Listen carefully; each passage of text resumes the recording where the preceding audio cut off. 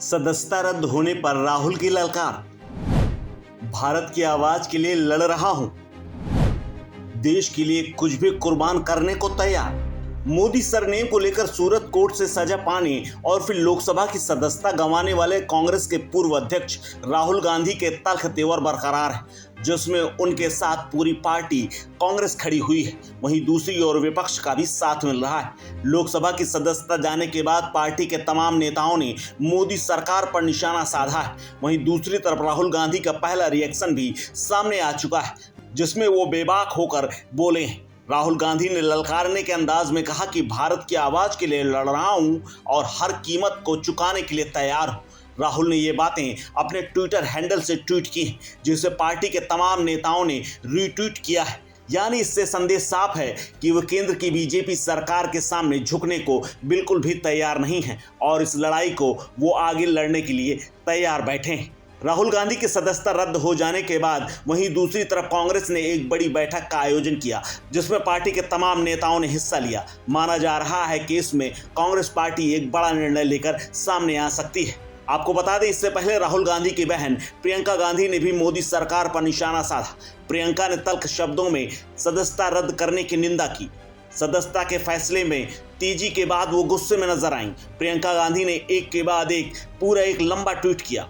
प्रियंका ने अपने ट्वीट में लिखा, नरेंद्र मोदी जी, आपके चमचों ने एक शहीद प्रधानमंत्री के बेटे को देशद्रोही मीर जाफर कहा था। आपके एक मुख्यमंत्री ने सवाल उठाया कि राहुल गांधी का पिता कौन है। कश्मीरी पंडितों के रिवाज निभाते हुए एक बेटा पिता की मृत्यु के बाद पगड़ी पहनता है, अपने परिवार की परंपरा कायम रखता है। ट्वीट में प्रियंका लिखते हैं कि भरी संसद में आपने पूरे परिवार और कश्मीरी पंडित समाज का अपमान करते हुए पूछा कि वो नेहरू नाम क्यों नहीं रखते हैं, लेकिन आपको किसी जज ने तो 2 साल की सजा नहीं दी, आपको संसद से डिस्क्वालीफाई नहीं किया गया। राहुल गांधी ने एक सच्चे देशभक्त की तरह अडानी की लूट पर सवाल उठाया।